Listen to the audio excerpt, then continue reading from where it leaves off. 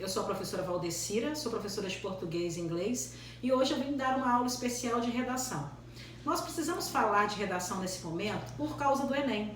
O Enem está bem próximo, né? Em meio a toda essa turbulência, nós não podemos deixar de ter o foco na redação do Enem.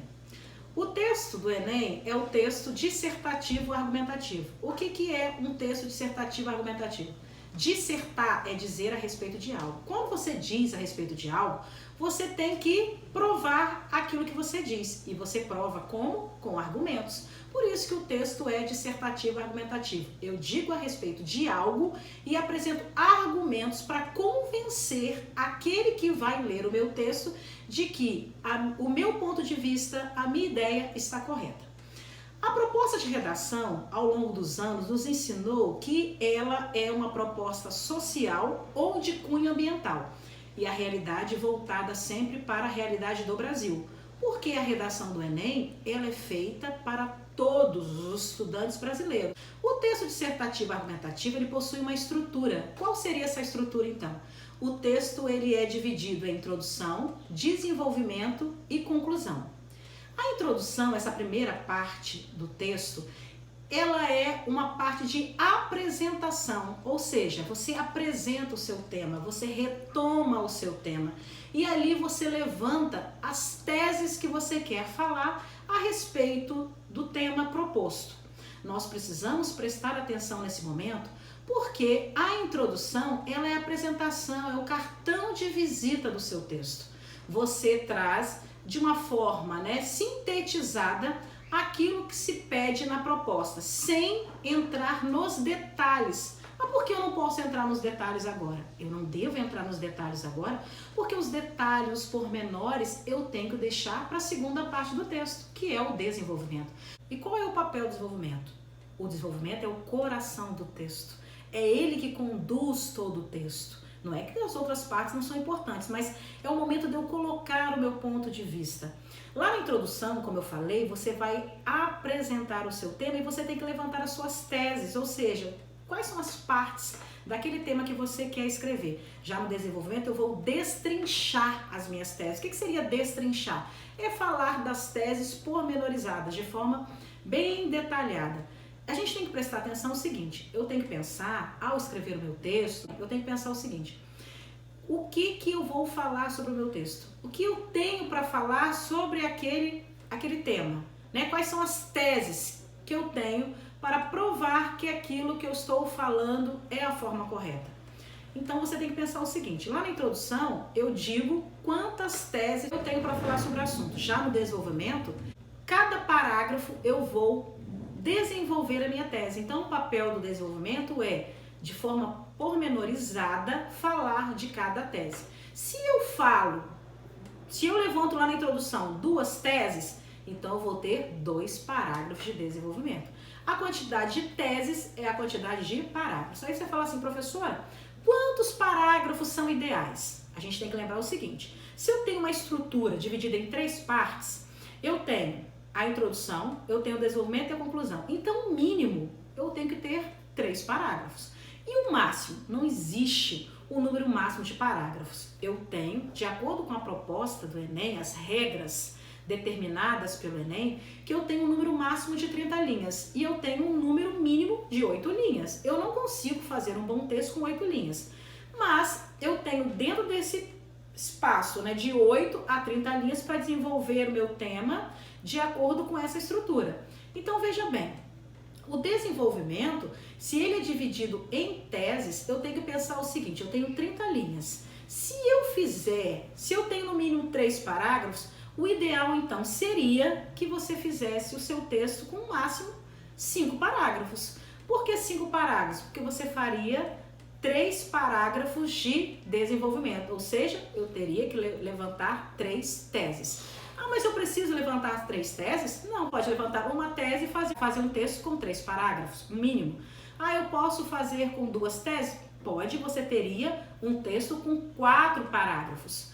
E você faz 3 teses com um total de 5 parágrafos. 6 parágrafos já não dá pra gente fazer, porque você, máximo de 30 linhas, eu vou ter os parágrafos muito pequenos. E uma coisa muito importante quando você escreve o seu texto é você ter uma harmonia entre os parágrafos. O que seria isso, professora? Seria mais ou menos a mesma quantidade de linhas nos parágrafos. Não precisa ser exatamente a mesma quantidade de linhas. Se eu faço 5 parágrafos para 30 linhas, a gente vai ter uma média de 6 linhas em cada parágrafo. Mas não quer dizer que eu não possa ter um parágrafo com 5, um parágrafo com 6 ou um parágrafo com 7. Não tem problema, porque não dá diferença. Agora, o que não se pode fazer é ter um parágrafo de 10 linhas e um parágrafo com 4 linhas. Porque você teria aí um parágrafo muito longo e um parágrafo muito curto. Não haveria uma harmonia entre os parágrafos. Então, eu já falei para você da introdução. Recapitulando, a introdução é a apresentação do meu tema. É o cartão de visita do texto. Quando a pessoa vai ler, dá de cara com aquele parágrafo. Então, o que você faz? Você retoma o tema e levanta, né, as suas teses, citando-as apenas, sem entrar de forma pormenorizada. Porque o momento de você detalhar, destrinchar as suas teses, é o momento no desenvolvimento. Então, você pode fazer um parágrafo de desenvolvimento e também, ou no máximo, 3 parágrafos de desenvolvimento. Como eu falei, não existe uma obrigatoriedade do número máximo, a gente fala isso pelo ideal. Existe a obrigatoriedade do número mínimo, 3 parágrafos. Agora, no máximo, a gente tem que pensar o seguinte, num total de 30 linhas, como é que eu posso dividir? De forma que os parágrafos sejam harmônicos entre si. Ok? Então, vamos para a última parte. Qual seria essa última parte? A conclusão. A conclusão também é muito importante na produção do texto. A conclusão é o fechamento do texto. Quando eu inicio o meu texto, lá na introdução, eu já tenho que imaginar como é que eu vou fechar. Porque se eu introduzir o meu texto lá, citei as minhas teses, ou seja, eu tenho que lembrar daquilo que eu fiz para eu, lá na conclusão, retomar, trazer aquelas informações iniciais para agora dar um fechamento no texto. Você tem que lembrar que você tem que encerrar o seu texto. Ao ler o texto, a gente tem que entender que aquele parágrafo é o parágrafo final. Mas não basta só finalizar o parágrafo. Existe um detalhe muito importante. Qual seria a proposta de intervenção? O que seria a proposta de intervenção? O que se pode fazer para resolver aquela problemática que está lá exposta no tema? Então, o papel da conclusão é encerrar o texto. Mas não basta encerrar o texto. Eu preciso apresentar propostas. Como é que se resolve? Quais são os órgãos que podem resolver ou tentar amenizar a problemática que é exposta no tema? Eu posso usar o quê? Nós podemos usar o governo, mas a gente tem que tomar o cuidado quando cabe ao governo propor. Mas o governo em que parte? Cabe ao Ministério da Educação? Cabe à Secretaria de Ação Social do município? A gente tem que colocar com detalhe. Então, a gente tem que analisar essa conclusão de forma a encerrar o texto, de apresentar esse fechamento com a proposta de intervenção, dizendo o que o órgão vai fazer, como vai fazer e o que se espera que se chegue ao final para solucionar essa problemática, aquela que é exposta no tema, na temática. Por quê? O tema, na verdade, é uma problemática social ou, como eu falei, ambiental. Então, se existe problema e ele precisa ser solucionado. A proposta de intervenção ela é muito importante. Ela é um quesito avaliativo, valendo 200 pontos. Então, não adianta você fechar o texto se você não apontar uma forma de solucioná-lo. Essa primeira aula nossa aqui é uma aula introdutória. Então, é só para você lembrar da introdução, desenvolvimento da conclusão, lembrar que nós temos um máximo de 30 linhas e um mínimo 8, porque diz assim, texto até 7 linhas é considerado um texto insuficiente. Então, a gente entende que um texto ele precisa ter no mínimo 8 linhas. E um detalhe importante que eu preciso falar com vocês são os textos motivadores. O que são os textos motivadores? Toda proposta que é dada como tema, ela vem acompanhada de textos motivadores. Os textos motivadores, eles existem para te nortear, para dizer, olha, exatamente o que se deve falar no tema, para você não correr o risco de desviar do tema, para você não zerar no seu tempo, porque você fugiu do tema.